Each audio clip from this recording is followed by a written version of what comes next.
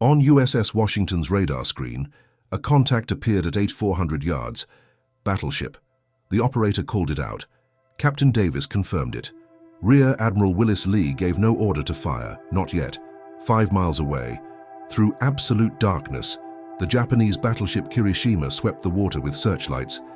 Her guns had just crippled USS South Dakota and sent 4 American destroyers to the bottom. Her crew was hunting for more targets. They would not find Washington. Kirishima had no radar. Her lookouts saw nothing. Her rangefinders measured nothing. Her fire control calculated nothing. She was blind, and she had no idea a 35,000-ton battleship was tracking her every move. Lee had been watching the Japanese formation for 20 minutes. He knew where every ship was. The enemy knew nothing. Washington's 9 16-inch guns were loaded, trained, and waiting on a target that couldn't shoot back. This was not going to be a fair fight. In 7 minutes, Lee would fire 75 shells and prove that technology had made 2,000 years of naval tactics obsolete. What happened next wouldn't just sink a battleship, it would end an era. Night naval combat in 1942 was dominated by the Imperial Japanese Navy. For 2 decades, the Japanese had perfected tactics that made darkness their ally. Intensive training in low-light conditions, superior optical equipment, aggressive doctrine built around rapid torpedo attacks and close-range gunnery. Japanese destroyermen practiced night maneuvers until they could fight blind. Their commanders understood a fundamental truth. Darkness neutralized American advantages in firepower and industrial strength. This doctrine had produced devastating victories. In August 1942, at the Battle of Savo Island, Japanese cruisers surprised an Allied force and sank 4 heavy cruisers in 32 minutes.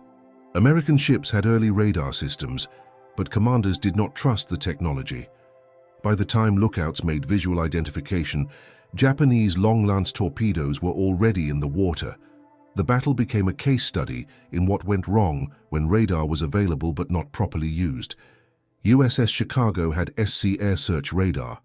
The operator detected contacts at 43,000 yards, but the information took too long to reach the bridge. By the time the captain was informed, Japanese ships were already within visual range. The radar warning provided no advantage. USS Ralph Talbot, serving as a radar picket, detected Japanese ships but reported them as friendly. The formation commander did not trust the radar data and did not order his ships to battle stations. The Japanese achieved complete surprise despite American radar detecting them miles away. In October at Cape Esperance, American forces achieved surprise using radar, but then lost control when the formation maneuvered into confusion. Rear Admiral Norman Scott had positioned his cruisers and destroyers in column formation. When radar detected Japanese ships, Scott maneuvered to cross their T, a classic tactical advantage. But in darkness, with ships maneuvering independently, the formation fell apart. Ships fired at contacts without knowing if they were friendly or enemy. USS Duncan engaged what she thought were Japanese ships. Some were friendly. Duncan was hit by American shells, then hit by Japanese shells, and sank. USS Boise was illuminated by Japanese searchlights and took multiple hits before American ships could support her. The Americans won tactically, sinking a Japanese heavy cruiser and destroyer, but the battle revealed how easily radar advantages could be lost through poor coordination. On November 13th, the first phase of the naval battle of Guadalcanal became a point-blank brawl. American cruisers and destroyers engaged Japanese battleships at ranges under 3,000 yards. Ships fired at muzzle flashes. Searchlights blinded gun crews. USS Atlanta took 19 shell hits and a torpedo. USS Juno limped away damaged, only to be torpedoed and sunk by a Japanese submarine hours later. Rear Admiral Daniel Callahan and Rear Admiral Norman Scott both died in the action. They were the only 2 American admirals killed in surface combat during the entire Pacific War. The Americans had stopped the Japanese bombardment of Henderson Field, but at catastrophic cost. 4 destroyers sunk, 2 light cruisers sunk, multiple ships damaged, over 700 American sailors dead. The tactical victory came at a price that could not be sustained. The cruiser force was shattered. Most surviving ships needed repairs. Henderson Field had been saved for one more night, but the Japanese were coming back. The Japanese lost battleship Hiei, crippled in the engagement and finished by aircraft on November 13th, and 2 destroyers. But they were preparing another attempt. Vice Admiral Nobutake Kondo was bringing battleship Kirishima south with cruisers and destroyers to shell Henderson Field on the night of November 14th. If the airfield was destroyed, Japanese reinforcements could land unopposed and retake Guadalcanal. The strategic situation was desperate. Guadalcanal represented the first American offensive of the Pacific War. If it failed, the entire strategy of island hopping toward Japan would be called into question. The Marines on Guadalcanal were exhausted. They had been fighting for 3 months with inadequate supplies and constant Japanese attacks. Henderson Field was their lifeline. Aircraft from Henderson provided air cover for supply ships and attacked Japanese reinforcement convoys. Without Henderson, the Marines could not hold. Admiral William Halsey had almost nothing left to stop Kondo's bombardment force. The cruiser force was shattered. He had 1 operational aircraft carrier, USS Enterprise, but carrier aircraft could not fight at night. Halsey's only option was to strip Enterprise of her battleship escorts and send them into Ironbottom Sound for another night engagement. It was a calculated risk. If the battleships were sunk, Enterprise would be vulnerable. But if Henderson Field was destroyed, Guadalcanal would be lost anyway. The problem was that night engagements favored the Japanese. American ships had better radar than they had at Savo Island or Cape Esperance. But radar alone had not prevented disasters. The technology had to be used correctly. It had to be integrated into tactics and command decisions. Most American flag officers in November 1942 still thought of radar as an interesting experimental tool, not a weapon that could dominate combat. They had been trained in an era when visual spotting and optical rangefinders were the only way to fight. Radar challenged decades of doctrine and experience. Most admirals were cautious about relying on it completely. Admiral Willis Lee was different. Lee understood radar because he had studied it. He had worked with engineers developing fire control systems. He had examined British reports on radar-directed gunnery. He trained his crews to fight using radar as their primary sensor. When other admirals said radar was unproven, Lee said radar would decide who controlled the Pacific. Willis Augustus Lee was 54 years old in November 1942. Born in Kentucky in 1888, he graduated from the Naval Academy in 1908. His expertise was not in traditional naval skills. Lee was a marksman. At the 1920 Antwerp Olympics in Belgium, he won 7 medals in shooting competitions, 5 gold, 1 silver, 1 bronze. He was the most successful athlete at those games. His Olympic performance remained a record for 60 years until it was equaled in 1980. His specialty was long-range rifle shooting, where tiny variations in wind, temperature, and distance determined hits or misses. Lee understood that hitting targets at distance required precise measurement and calculation. Small errors accumulated over range. Wind drift had to be calculated. Temperature affected powder burn rates. Barometric pressure affected bullet trajectory. Lee became expert at measuring all these variables and incorporating them into his shooting. Lee understood precision. He saw battleship guns as instruments that required the same attention to variables that rifle shooting demanded. Range, speed, wind, ship motion, shell ballistics, every factor had to be calculated correctly. For decades, navies had relied on optical rangefinders and visual spotting to provide that data. Lee recognized that radar could provide better data more accurately. Optical rangefinders measured range by comparing images from 2 lenses separated by several meters. The operator adjusted the images until they aligned, then read range from a scale. The process required good visibility, steady hands, and practice. Accuracy was typically 1% of range at best. At 10,000 yards, the error could be 100 yards or more. In darkness or poor visibility, optical rangefinders were nearly useless. Radar measured range by timing radio wave reflections. Radio waves traveled at the speed of light. The radar transmitted a pulse, measured how long until the echo returned, and calculated range from the time delay. The measurement was electronic, instantaneous, and unaffected by darkness, smoke, or weather. The Mark-through fire control radar on Washington could measure range to within 40 yards plus 0.1% of range. At 10,000 yards, the error was less than 50 yards. This was twice as accurate as optical rangefinders in daylight and infinitely better than optical rangefinders at night. Between the wars, Lee served as Director of Fleet Training at the Office of the Chief of Naval Operations. He worked on gunnery development and fire control systems. When radar technology emerged in the late 1930s, Lee immediately understood its implications. Radar could measure range more accurately than optical rangefinders. Radar could track targets in darkness, fog, or smoke. Radar could see over the horizon. If properly integrated with fire control computers, radar could revolutionize naval gunnery. Lee pushed for radar development and integration into fleet operations. He studied British reports on radar use in the Atlantic. He attended technical briefings on radar equipment. He visited research facilities developing radar systems.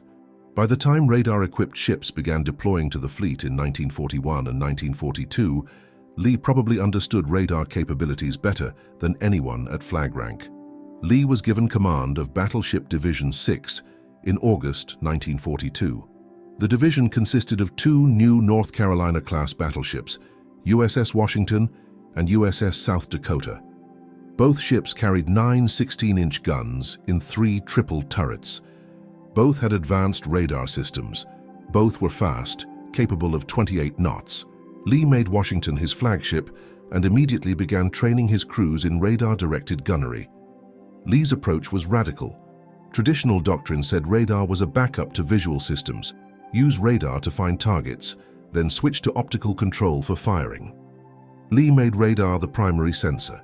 He reorganized Washington's fire control procedures, so radar operators worked directly with the gun directors and plotting rooms. Information flowed from radar to fire control without going through layers of bridge officers who might question or delay the data. Lee drilled his crews constantly, track targets on radar, calculate firing solutions from radar data, fire without visual confirmation, trust the electronics. USS Washington fired her main battery at night twice in January 1942 during training exercises in Casco Bay, Maine. Both times the gunnery was directed entirely by radar. No visual sighting of the targets, no optical range finding, just radar providing data to the fire control computer. The results convinced Lee that radar could control accurate fire at ranges where visual spotting was impossible. Washington's shells landed close enough to the target sleds that Lee knew the system worked. But convincing the Navy required proving it in combat against a shooting enemy. Training exercises were one thing. Combat with ships maneuvering and shooting back was entirely different. The test came on November 14, 1942. Intelligence reports indicated Vice Admiral Nobutake Kondo was bringing a bombardment force to Guadalcanal. The force included battleship Kirishima, heavy cruisers Otago and Takao, light cruisers Sendai and Nagara, and 9 destroyers. Their mission was to destroy Henderson Field and land reinforcements. The Japanese had tried this twice in the previous 2 nights and been turned back both times. Now they were coming with overwhelming force. Halsey ordered Lee to take Task Force 64 and stop them. Lee had USS Washington, USS South Dakota, and 4 destroyers, USS Walker, USS Benham, USS Preston, and USS Gwynn. It was everything available.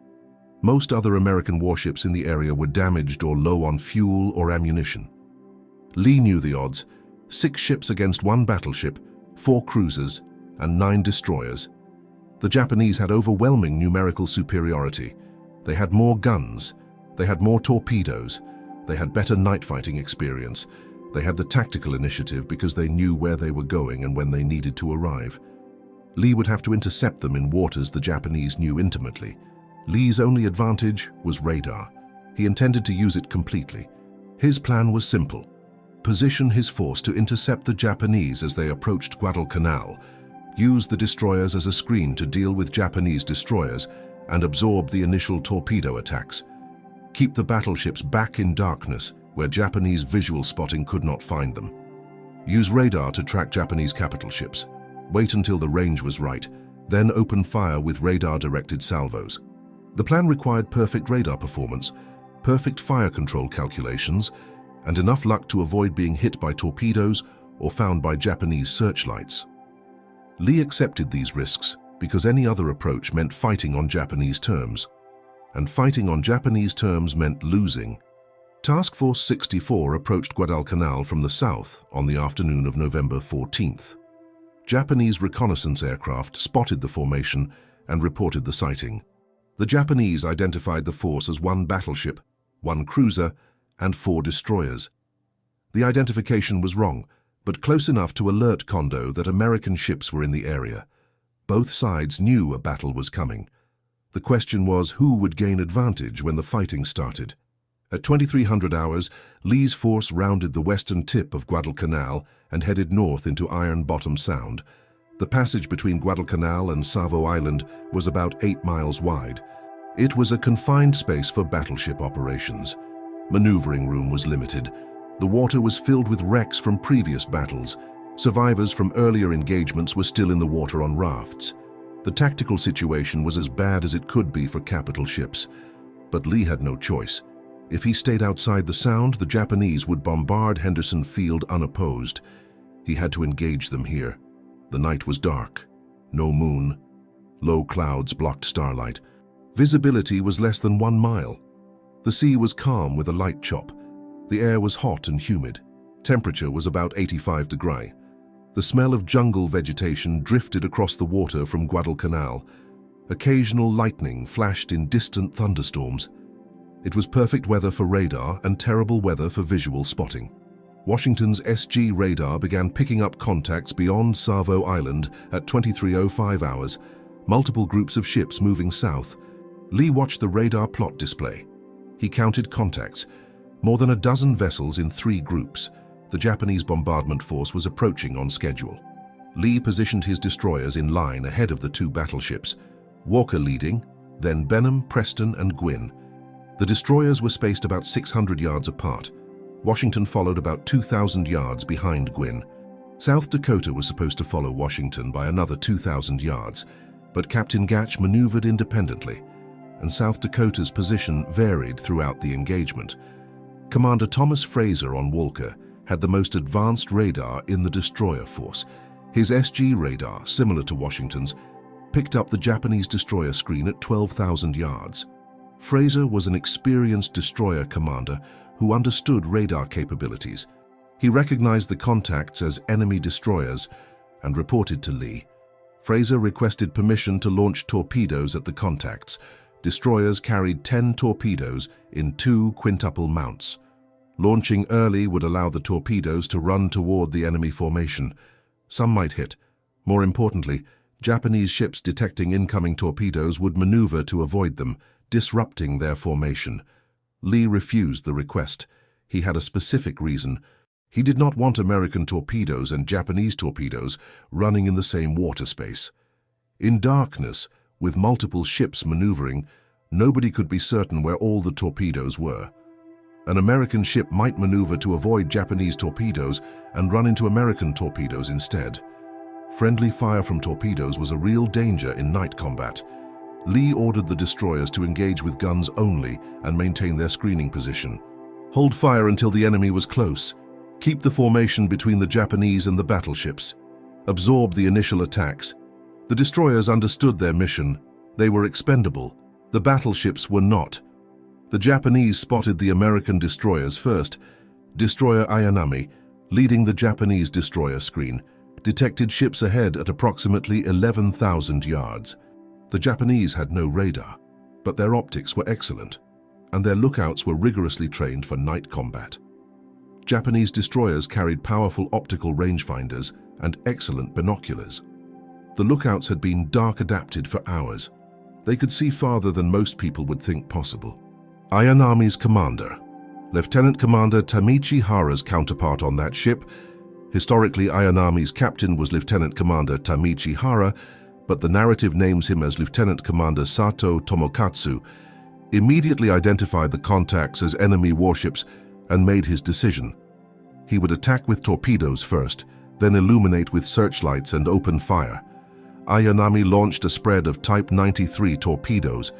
The Type 93, called Long Lance by the Americans, was the best torpedo in the world.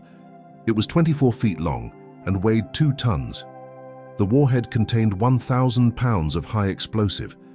The torpedo was powered by oxygen-enriched kerosene, which produced no visible wake. American torpedoes left white trails of bubbles that could be seen from miles away. The Long Lance was nearly invisible. The torpedo ran at 48 knots with a range of 20 miles at that speed. American torpedoes typically ran at 45 knots with a range of 6,000 yards. The Long Lance could hit from 3 times farther away at higher speed. It was a devastating weapon that gave Japanese destroyers a huge advantage in night combat. Ayanami launched 8 torpedoes in a spread pattern. The torpedoes entered the water and accelerated to speed. They would take about 8 minutes to reach the American formation at current ranges. Sato then ordered his searchlight operators to illuminate the lead American destroyer. A powerful searchlight snapped on, its beam stabbing across the dark water. The light found Walker immediately. She was illuminated perfectly, silhouetted against the darkness. Ayanami opened fire with her 5-inch guns at a range of 8,000 yards. Light cruiser Nagara, following behind the destroyer screen, also opened fire. Within seconds, multiple Japanese ships concentrated on the illuminated target. Walker was being hit before Fraser could fully react. Commander Fraser ordered hard left rudder to evade torpedoes and return fire. Walker's 5-inch guns engaged Ayanami. Several hits were observed on the Japanese destroyer. Ayanami's searchlight went out, knocked out by American shells. But more Japanese shells were hitting Walker. Her forward superstructure was struck repeatedly. Fires started on the bridge. The forward 5-inch mount was knocked out by a direct hit. Fraser launched all 10 torpedoes to clear his tubes and continued firing with his remaining guns. The situation was desperate. Walker was heavily engaged against multiple enemy ships.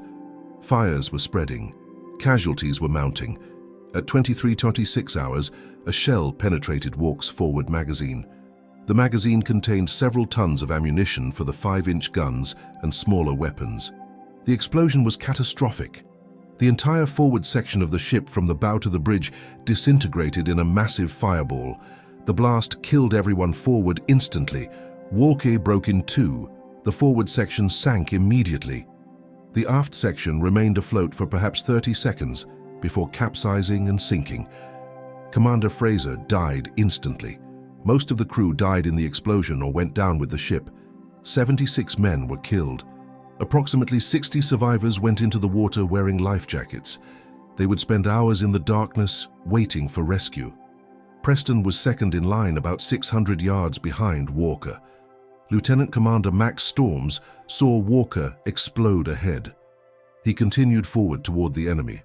Preston's radar showed multiple Japanese ships. Storms ordered his guns to engage the nearest contacts.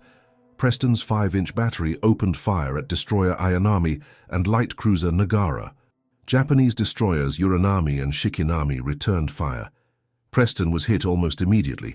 Multiple shells struck within seconds. One hit destroyed the SG radar antenna. Another penetrated the after-engine room. High-pressure steam lines ruptured. Superheated steam filled the compartment, killing everyone inside instantly. Preston lost power to her after guns and half her propulsion. More shells hit. The pattern was consistent with multiple ships firing at Preston simultaneously. Her bridge was struck, killing several officers, including the executive officer. Communications were cut between the bridge and the rest of the ship. Fires spread amidships where fuel oil tanks had been ruptured. The ship was dying. At 2330 hours, a Type 93 torpedo slammed into Preston's starboard side amidships. The massive explosion broke the destroyer's keel. The ship's back was literally broken. She began settling rapidly.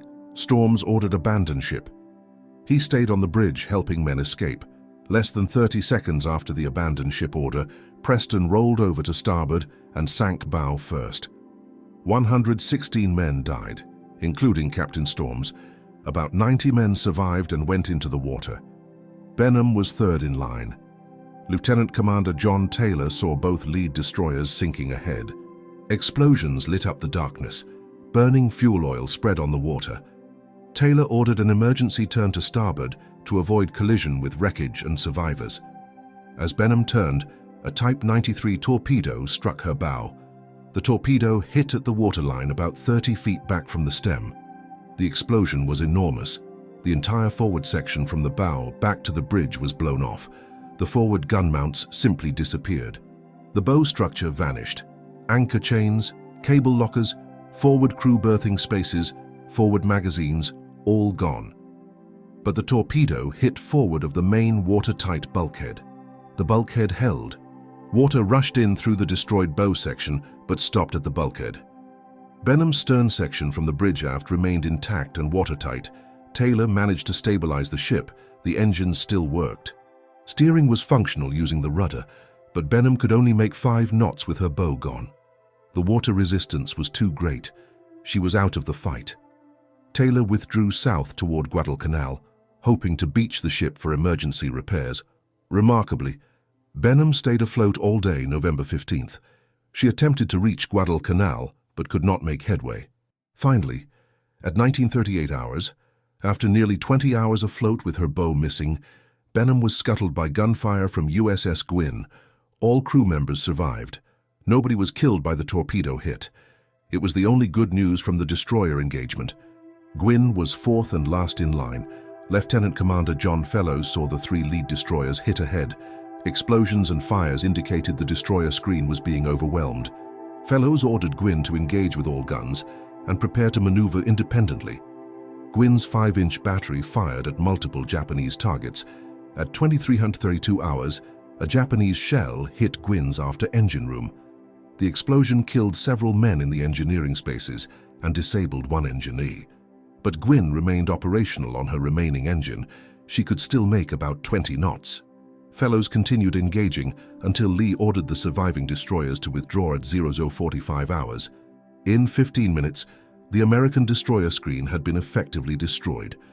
2 destroyers sunk with heavy loss of life. 1 crippled and withdrawing with her bow blown off. 1 damaged but still operational. The Japanese destroyer and cruiser screen had executed their night combat doctrine perfectly. They had engaged aggressively with torpedoes and gunfire. They had overwhelmed the American destroyers with concentrated fire.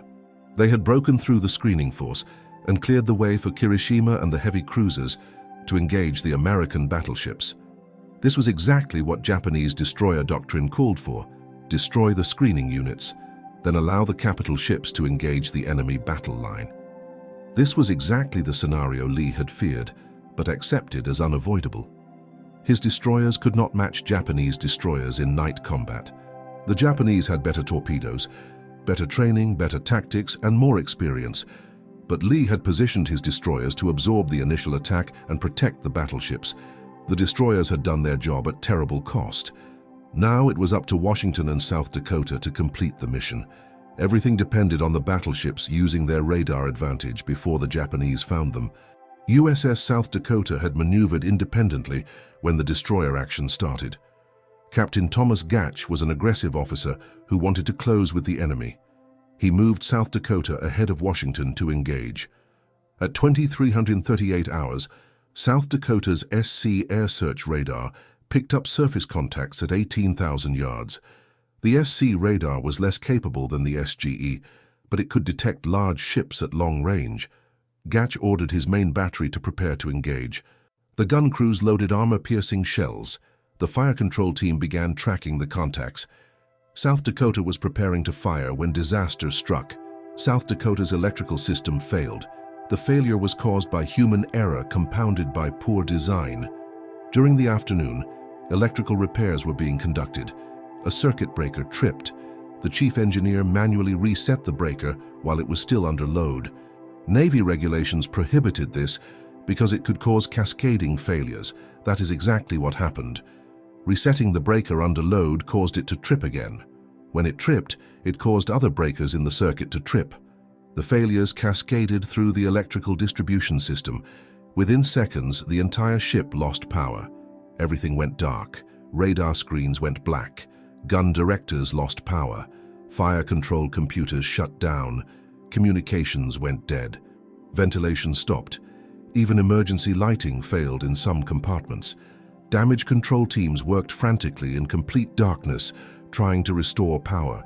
They had flashlights and battle lanterns, but resetting breakers and troubleshooting electrical systems in darkness was nearly impossible. The engineering crew managed to restore partial power within about 5 minutes, but the damage was done. South Dakota's combat capability was shattered at the worst possible moment. Without radar, South Dakota was blind. Her lookouts could see the burning American destroyers astern, but they could not see Japanese ships ahead. Without fire control power, her main battery could not be aimed. Without communications, Captain Gatch could not coordinate with Lee or with his own gun crews. South Dakota continued moving forward on momentum and manual steering. She was heading directly toward the Japanese force without sensors or working weapons. It was a nightmare scenario. At 001 hours, power was partially restored. Some radar systems came back online. Fire control systems rebooted, but the ship had drifted during the power failure. South Dakota had sailed to within 5,000 yards of the Japanese force, far closer than Gatch intended.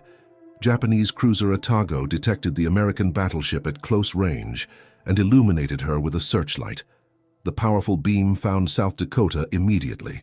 She was perfectly silhouetted by the burning American destroyers behind her, backlit by the fires. Every Japanese ship in range opened fire. Kirishima fired her main battery of 14-inch guns at a range of 5,500 yards. This was point-blank range for battleship guns. The Japanese shells crossed the distance in about 8 seconds. Heavy cruisers Atago and Takao fired their 8-inch guns. Light cruiser Sendai fired 6-inch guns. Multiple destroyers fired 5-inch guns. South Dakota was hit by shells of every caliber. The ship was struck at least 27 times in 3 minutes. Most hits came from 8-inch, 6-inch, and 5-inch guns. These shells could not penetrate South Dakota's armored belt or turret faces, but they destroyed everything topside. The forward main battery director took a direct hit from a 14-inch shell.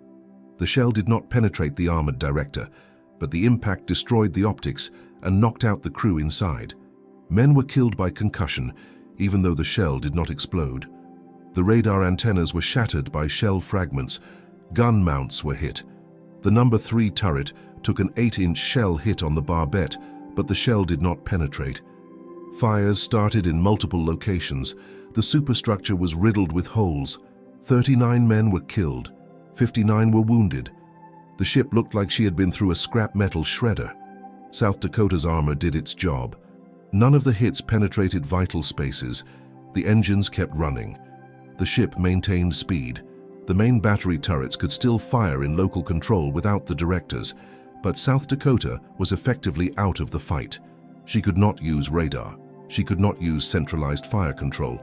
She was partially blind and heavily damaged. Captain Gatch ordered an emergency turn to starboard to escape the Japanese formation. South Dakota turned hard and disappeared back into darkness, heading south away from the enemy. Her sacrifice had achieved one critical result. She had drawn every Japanese ship's attention. While South Dakota was being pounded, USS Washington was invisible in the darkness, tracking Japanese ships on radar, preparing to fire. The Japanese thought they had won. In less than 20 minutes, they had destroyed or driven off every American ship they had engaged. 4 destroyers sunk or crippled, 1 battleship damaged and retreating. Admiral Kondo on cruiser Atago congratulated his force on their success. He ordered the formation to reform and proceed north to bombard Henderson Field. The primary mission could now proceed unopposed. Japanese commanders did not know that USS Washington existed. Every Japanese ship had been focused on the destroyers and South Dakota. Washington had stayed back in darkness, tracking everything on radar, waiting for the perfect moment. In Washington's plotting rooms and directors, the radar operators and fire control teams had complete information. The SG radar showed all Japanese ship positions clearly. The returns were distinct and easy to track. The Mark III fire control radar on the forward director was locked onto the largest contact, tracking it continuously. The radar measured range every few seconds. The Mark VIII rangekeeper computed the firing solution, continuously updating as both ships moved. Target bearing, target range, target course and speed estimated from radar plot tracking. own ship course and speed, wind, all the variables fed into the computer. The solution was ready. All turrets were loaded with armor-piercing shells. The guns were trained on target and elevated to the calculated angle. Everything was ready. Washington just needed permission to fire. Admiral Lee stood on the bridge with Captain Davis. Lee wore a headset connected to the radar plot and fire control circuits. He could hear everything the operators were saying. He watched the radar plot display showing the tactical situation. He could see the Japanese battleship clearly on the screen. Range 8,400 yards. The target was moving slowly northwest, heading toward Henderson Field. The Japanese ship had no idea Washington existed. Lee had the perfect setup. His ship was invisible. His target was fully illuminated on radar. His guns were ready. This was the moment everything had been building toward. Lee looked at Captain Davis and said simply, "Stand by, Glenn. Here they come." Davis gave the order that changed everything. Main battery, commence firing. At 100 hours, exactly 1 in the morning of November 15th, 1942. USS Washington opened fire. All 9 16-inch guns in 3 triple turrets fired together in a single massive salvo. The sound was indescribable. The blast pressure was so intense it could rupture eardrums. The muzzle flash lit up the entire sky like lightning.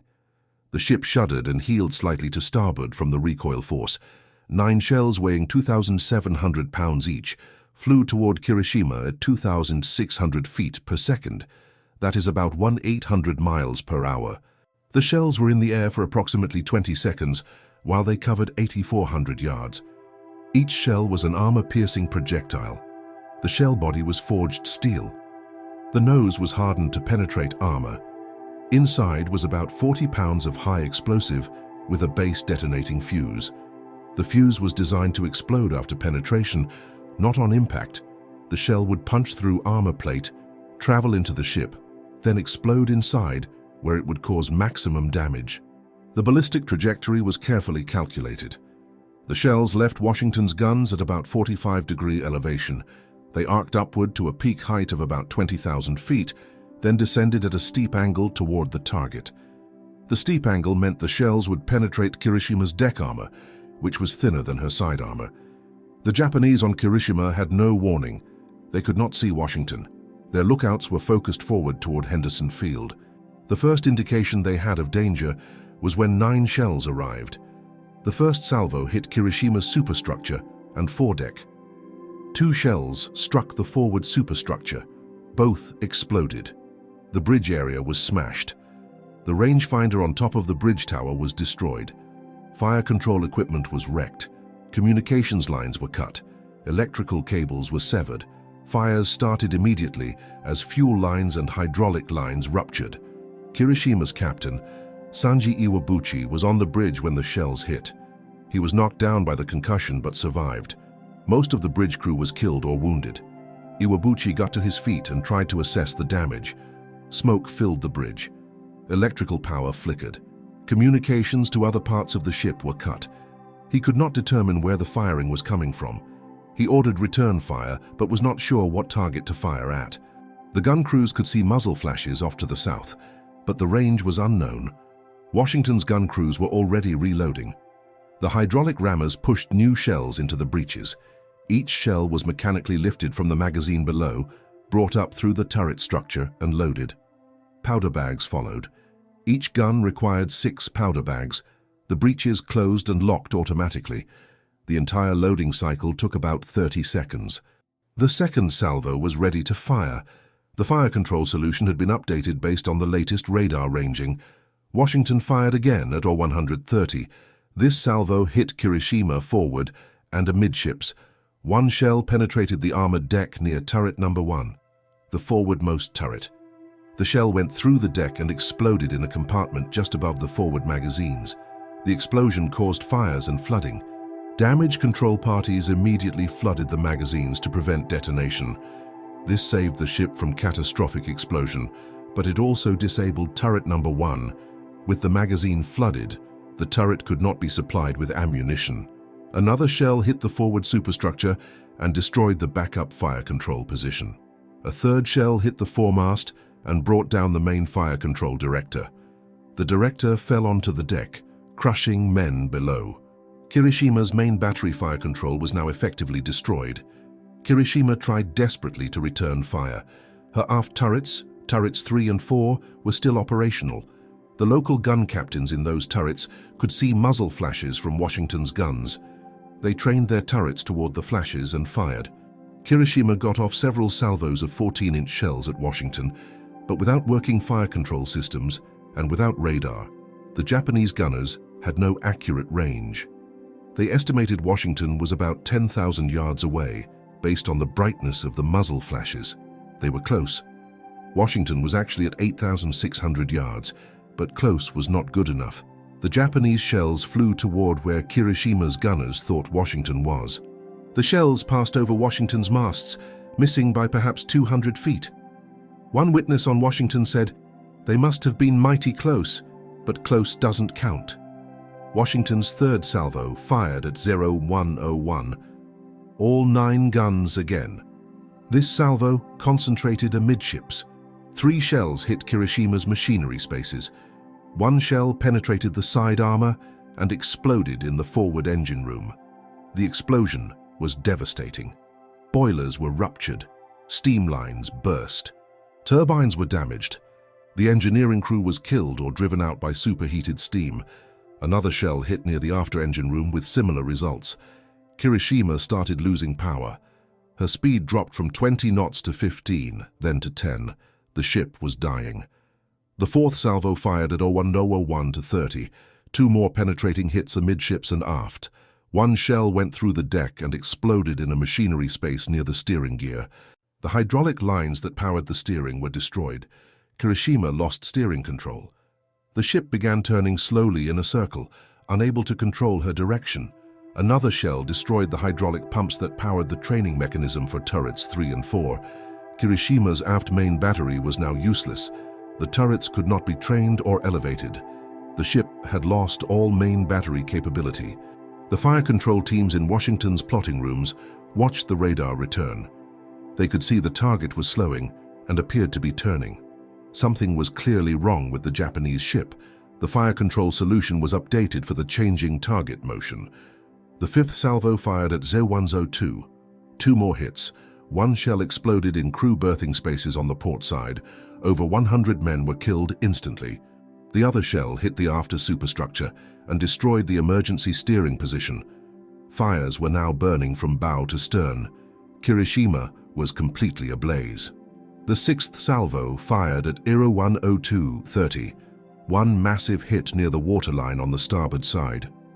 The shell penetrated the side armor and exploded in a compartment already damaged by earlier hits. Water poured in through the hole. The flooding was uncontrollable. Kirishima developed a list to starboard that grew steadily worse. The pumps could not keep up with the flooding. More compartments were being deliberately flooded to prevent magazine explosions. The weight of water was dragging the ship down. In 7 minutes, Washington had fired 75 16-inch shells in 9 salvos. At least 9 shells hit Kirishima in vital areas with devastating effect. Modern analysis of the wreck using sonar surveys suggests 17 to 21 total hits, many below the waterline where they could not be observed during the battle. Washington's 5-inch secondary battery also fired throughout the engagement. The 5-inch guns engaged multiple targets, including cruisers and destroyers. Approximately 1,070 5-inch shells were fired. 17 to 20 hit Kirishima. These smaller shells could not penetrate armor, but they destroyed everything above deck. Gun mounts were knocked out. Searchlights were shattered. Boats and davits were destroyed. The superstructure was riddled with holes. Men caught in the open were killed by fragments. At 0107, 7 minutes after opening fire, Lee ordered ceasefire. Kirishima was clearly finished. She was dead in the water, burning from multiple fires, listing heavily to starboard, unable to steer or fight. There was no point wasting ammunition on a sinking ship. Washington had other concerns. Japanese destroyers were launching torpedoes. Lee had to maneuver to avoid them. Type 93 torpedoes were already in the water. Every Japanese destroyer had launched their full loadout when they detected Washington's muzzle flashes. Dozens of torpedoes were running toward Washington's last known position. The torpedoes ran at 48 knots with almost no visible wake. They were nearly impossible to see at night. Lee ordered emergency maneuvers. Hard left rudder, increase speed to 25 knots, then hard right rudder, then left again. Washington zigzagged through Ironbottom Sound at high speed.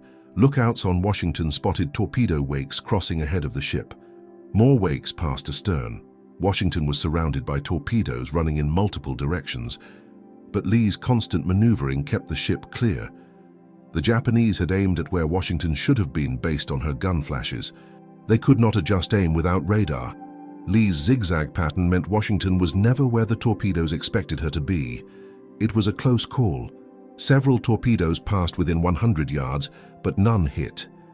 Washington maneuvered through the torpedo water and emerged without damage. At 0300 hours, Lee ordered Task Force 64 to withdraw south. The mission was accomplished. Kirishima was sinking. The Japanese bombardment had been stopped. Henderson Field was safe. There was no reason to stay and risk further damage. Lee formed up with the damaged South Dakota and surviving destroyers and headed back toward Guadalcanal.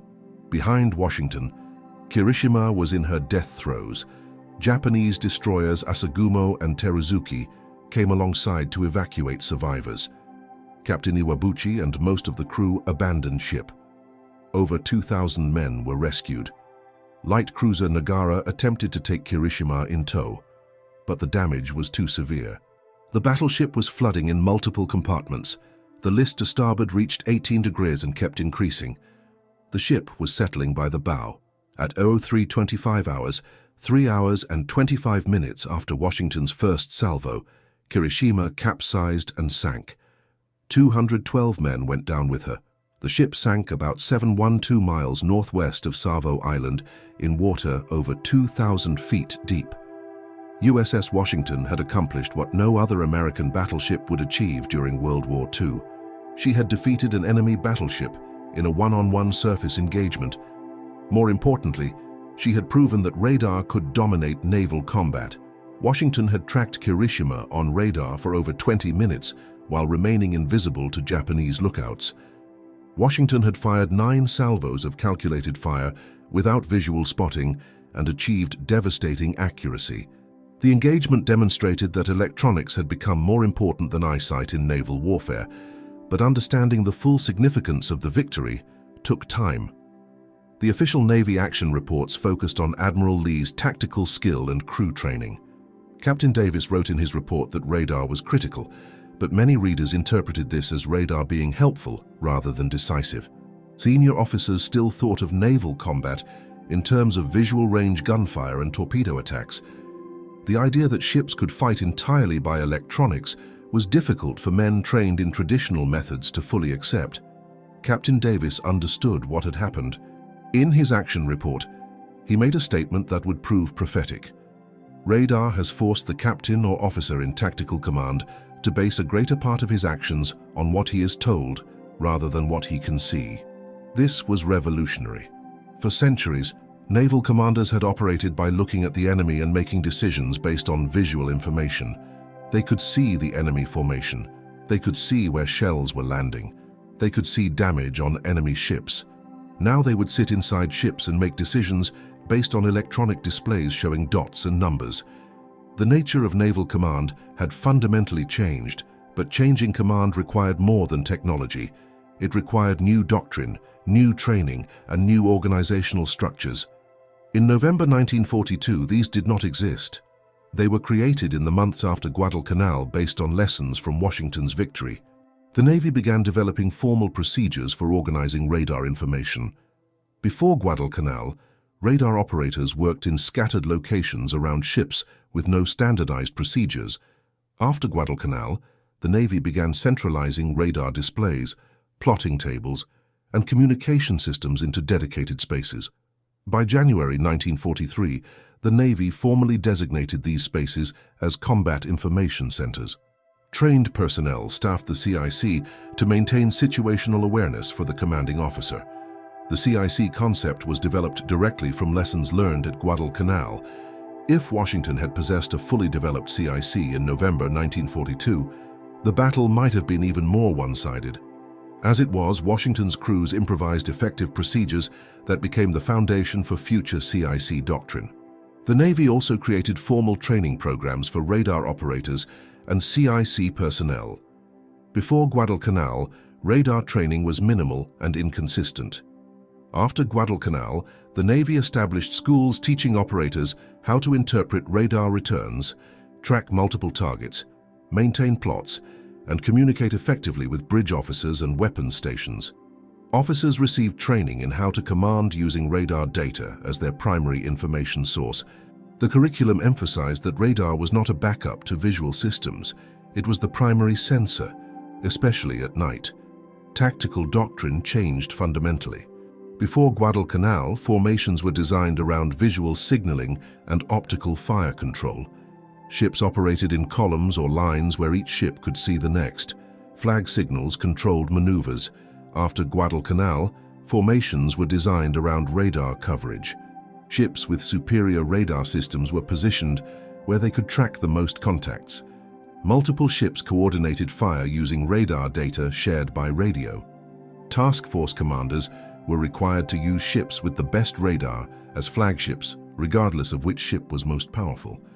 This represented a complete inversion of traditional doctrine. The impact became clear within a year.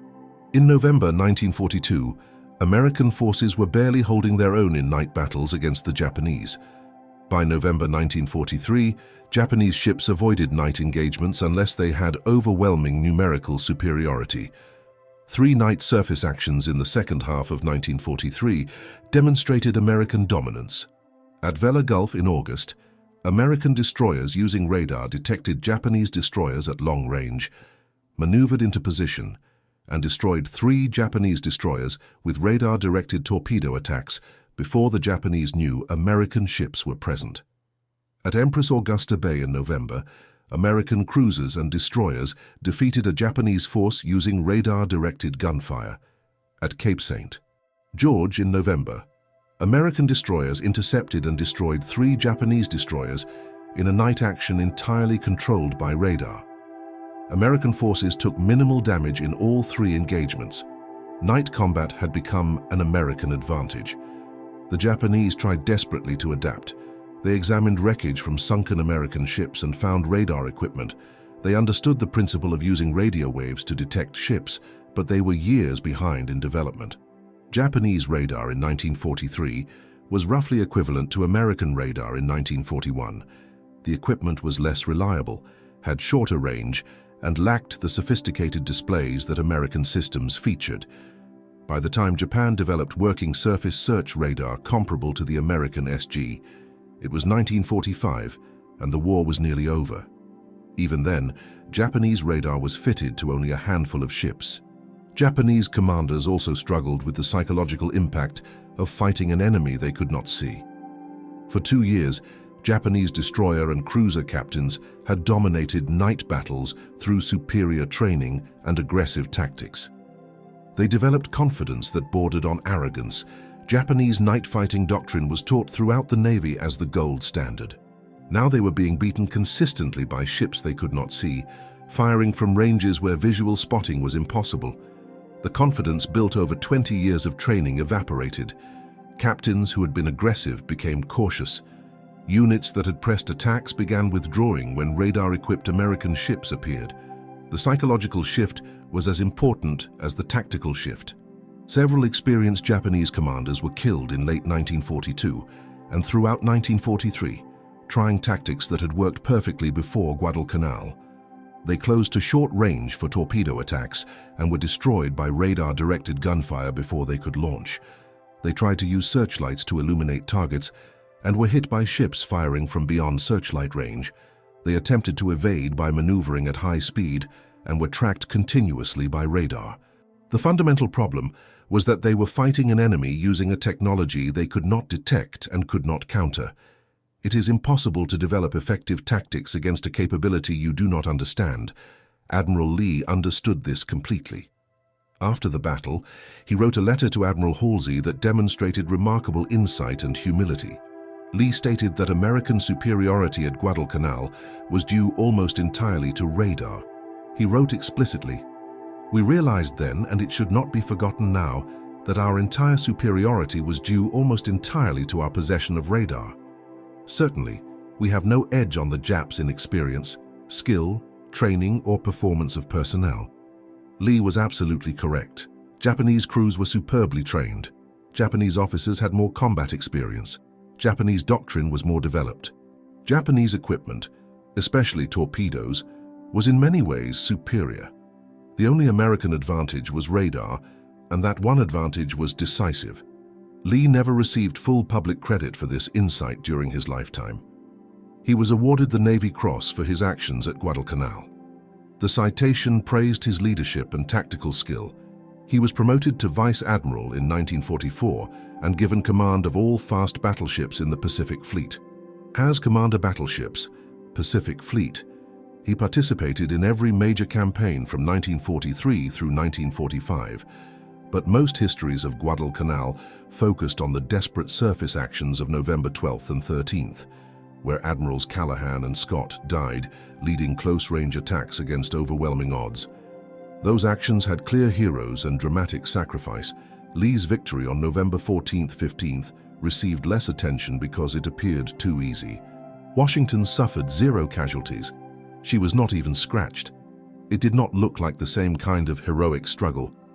But Lee's victory was actually harder than it appeared. The decision to trust radar completely was radical in November 1942. Most admirals considered radar interesting but unproven. They had been trained in an era when visual spotting and optical instruments were the only reliable methods. Radar challenged everything they had learned. Lee bet his entire force on technology that others viewed skeptically. If the radar had failed, if the data had been wrong, if the fire control solutions had been off by even a few degrees, Washington would have sailed blind into a superior Japanese force and been destroyed. The consequences of failure would have been catastrophic. Henderson Field would have been destroyed. Guadalcanal would have been lost.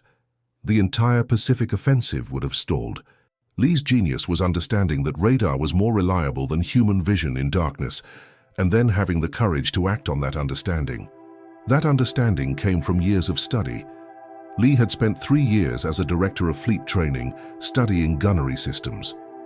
He had worked with engineers developing radar equipment. He had read British reports on radar use in the Atlantic. He had attended technical briefings. He had trained his crews extensively. He knew the capabilities and limitations of radar better than any flag officer in the Navy. When the moment came, in pitch darkness with destroyers sinking and another battleship crippled and a superior Japanese force approaching, Lee trusted his radar operators and fire control teams to do something unprecedented. He ordered Washington to fire at a target nobody could see using data from electronics that most officers did not fully trust. The crews did not let him down. The radar tracked perfectly. The fire control computer calculated accurately. The guns fired precisely. 9 salvos in 7 minutes destroyed a Japanese battleship, 0 American casualties. The victory validated everything Lee had believed about radar. It proved that electronics could be more reliable than human senses. It demonstrated that properly integrated technology could overcome numerical inferiority and tactical disadvantage. Most importantly, it showed that innovation succeeds when leaders understand new capabilities deeply enough to trust them completely. USS Washington remained in service for the duration of the war. She participated in nearly every major Pacific campaign from 1943 onward. She screened fast carriers at the Battle of the Philippine Sea in June 1944, where American carrier aircraft destroyed hundreds of Japanese planes in what became known as the Great Marianas Turkey Shoot. She was present at the Battle of Leyte Gulf in October 1944. Though she did not engage in surface combat there, she bombarded Japanese positions during the assaults on Iwo Jima in February 1945 and Okinawa in April and May 1945. She was present at the Japanese surrender ceremony in Tokyo Bay on September 2, 1945. After the war, Washington was used to transport soldiers home as part of Operation Magic Carpet. She made 2 trips across the Atlantic in November and December 1945, carrying over 1,600 soldiers from Europe to the United States. She was decommissioned on June 27, 1947 at the New York Navy Yard and placed in the Atlantic Reserve Fleet. She remained in reserve for 13 years while the Navy decided what to do with World War II-era battleships. By 1960, it was clear that battleships had no place in modern naval warfare. Aircraft carriers and guided missiles had made gun-armed surface ships obsolete, except for shore bombardment. Washington was stricken from the Naval Vessel Register on June 1, 1960. She was sold for scrap on May 24, 1961, to Luria Brothers Lipset Division in New York. The ship was towed to the scrapyard and systematically dismantled. Her 16-inch guns were cut apart with torches. Her armor plates were removed and melted down. Her superstructure was dismantled piece by piece. By the end of 1961, USS Washington had ceased to exist, except as scrap metal. A few artifacts were preserved before scrapping. The ship's bell was saved. The ship's wheel was preserved. Some commemorative plaques and deck fittings survived. These items are held in various naval museums and archives. Captain Glenn Benson Davis remained in the Navy after the war. He was promoted to Rear Admiral and commanded Battleship Division 8 during the Marianas Campaign in 1944. He continued advancing and became Vice Admiral. He served as Commandant of the Washington Navy Yard from 1950 to 1952 and as Commandant of the 6th Naval District in Charleston, South Carolina. He retired from the Navy in 1954 after 43 years of service. Davis died on September 9, 1984, in Bethesda, Maryland, at age 92. His contributions to radar doctrine and his partnership with Admiral Lee were recognized by naval historians, but he remained modest about his role. In interviews late in his life, Davis consistently credited Lee's vision and the crew's training for Washington's success. Admiral Willis Augustus Lee never saw the end of the war. On August 25, 1945, 10 days after Japan surrendered, Lee suffered a massive heart attack. He was being ferried in a motor launch across Casco Bay from his shore headquarters to his flagship USS Wyoming, anchored in the harbor of Portland, Maine. Lee collapsed in the boat and died before reaching Wyoming. He was 57 years old. The cause was acute coronary thrombosis, essentially a massive heart attack. 3 years of constant stress commanding battleship forces in combat had taken their toll. Lee had been in combat operations almost continuously from August 1942 through August 1945. He had commanded during some of the most intense naval battles of the war. The physical and mental strain had been enormous. Lee was buried with full military honors at Arlington National Cemetery in Virginia. His grave is marked with a simple white marble headstone. The inscription lists his name, rank of Vice Admiral, and dates of birth and death. It mentions his 7 Olympic medals. It does not mention Guadalcanal. It does not mention that he proved radar could revolutionize warfare. It does not mention that his understanding of technology gave the United States a decisive advantage in the Pacific War. Lee would probably have preferred it that way. He was never interested in glory or recognition. He was interested in solving problems and winning battles. The engagement between USS Washington and Kirishima lasted 7 minutes from first salvo to ceasefire. In that time, Washington fired 75 rounds of 16-inch ammunition and 1,070 rounds of 5-inch ammunition. The 16-inch shells alone weighed over 100 tons. The propellant charges for those shells weighed another 70 tons. The total ammunition expenditure was approximately $150,000 in 1942 prices, equivalent to about $2.5 million today. The ammunition cost was insignificant compared to the strategic value of the victory. Washington's victory saved Henderson Field from bombardment. Japanese forces never again seriously attempted to destroy the airfield with naval gunfire. Without Henderson Field, American forces on Guadalcanal could not maintain air superiority. Without air superiority, supplying and reinforcing the Marines would have been nearly impossible. Japanese aircraft and ships would have dominated the approaches and the waters around Guadalcanal. The campaign might have been lost. If Guadalcanal had been lost, the entire American offensive strategy in the Pacific would have been called into question.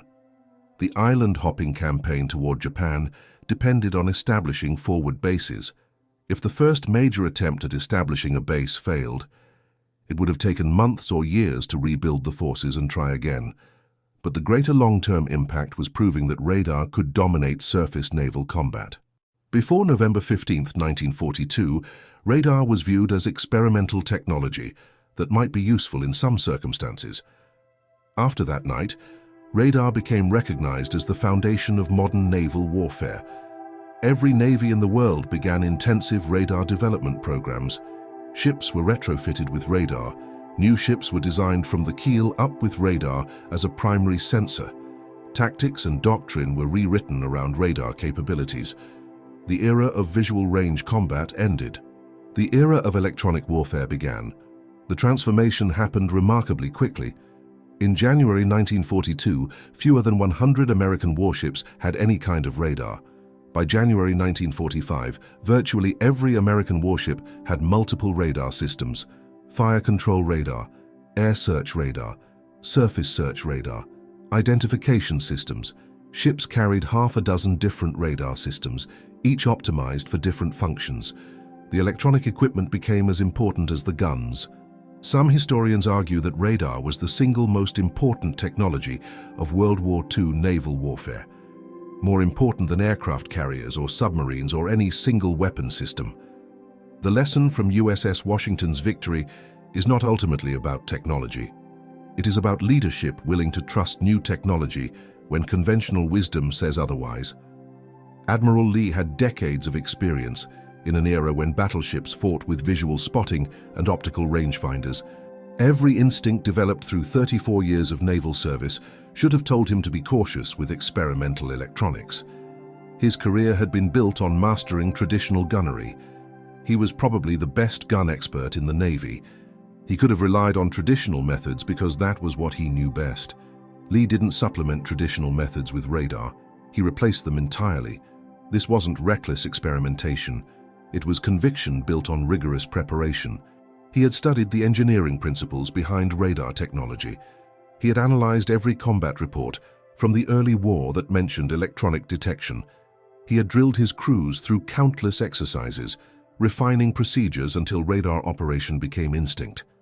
He had tested the systems under every condition the Pacific could throw at them: storms, equipment failures, battle damage simulations. By November 1942, Lee knew radar would work because he had systematically verified it through months of disciplined study and practice. So when the critical moment arrived, pitch darkness over Ironbottom Sound, 4 destroyers already sinking, South Dakota crippled and burning, a superior Japanese force closing in for the kill, Lee made a decision that contradicted 2,000 years of naval doctrine. He ordered Washington to open fire on a target that no human eye could see, using targeting data generated by machines that most flag officers in the Navy still regarded with suspicion. He was betting his ship, his task force, and potentially the entire Guadalcanal campaign on technology that had never been proven in battleship versus battleship combat. 75 16-inch shells later, in just 7 minutes of firing, Lee won that bet. Naval warfare had fundamentally changed. Night combat, which had been Japan's decisive tactical advantage for 2 years of war, became an American advantage almost overnight. The battles off Guadalcanal had proven Japanese superiority in darkness, at Savo Island, at Cape Esperance, in a dozen destroyer actions where American ships died without knowing what killed them. But after November 15, 1942, that advantage evaporated. American radar could see what Japanese optics could not. American fire control could target what Japanese rangefinders could not measure. The technological edge that Lee demonstrated at Guadalcanal spread throughout the Pacific Fleet within months. The radar systems Lee trusted in 1942 became the foundation of every modern navy in the world. The SG surface search radar that detected Kirishima evolved into increasingly sophisticated detection systems. The Mk3 fire control radar that guided Washington's guns became the ancestor of the fire control networks that coordinate entire battle groups today. The displays that Washington's operators watched in 1942, primitive green scopes showing blips and bearings, evolved into the integrated combat systems, the Aegis networks, the digital battlespace displays that run contemporary warships. Every modern naval engagement, from the Falklands to the Persian Gulf, relies on descendants of the technology Lee validated that night. But the lessons Lee demonstrated go deeper than hardware. He proved that electronic systems, properly understood and properly employed, provide better battlefield information than human senses ever could. He proved that technology can overcome superior numbers when that technology is used by personnel who have trained to exploit it fully. He proved that institutional innovation, the willingness to adopt new methods and discard old ones, produces strategic advantages that no amount of courage or traditional skill can match. These principles remain as relevant in 2024 as they were in 1942. Washington's victory deserves to be remembered not merely as a tactical success, but as a turning point in how modern warfare is conducted. It represented a commander willing to stake everything on new technology when conventional wisdom urged caution. It demonstrated a crew trained so thoroughly that they could execute unprecedented tactics under maximum pressure. It achieved a tactical victory. Kirishima sunk, the Japanese naval offensive broken, that produced strategic consequences far beyond one night's action. And it proved that innovation succeeds when knowledge replaces assumption, when evidence replaces tradition, when systematic preparation replaces inherited doctrine, and when the intellectual courage to act differently achieves results that old methods cannot produce. The Second Naval Battle of Guadalcanal ended Japanese offensive capability in the Solomon Islands. Kirishima, battered by Washington's radar-directed fire, sank in the early hours of November 16th. Japan would never again seriously challenge American control of the waters around Guadalcanal. Within weeks, radar-directed naval gunfire became standard doctrine throughout the Pacific Fleet. Within months, American destroyers were winning night actions that would have been suicidal 6 months earlier. Within a year, American technological superiority at sea was so pronounced that Japanese commanders avoided surface combat whenever possible. Admiral Willis Lee proved something that every military professional, every organizational leader, every person facing technological disruption should understand. The future belongs not to those who resist change, but to those who do the hard intellectual work to understand it. Lee didn't just adopt radar, he mastered it. He didn't just use new technology, he built an organization capable of exploiting it. He didn't just win a battle, he demonstrated a new way of fighting that rendered the old way obsolete.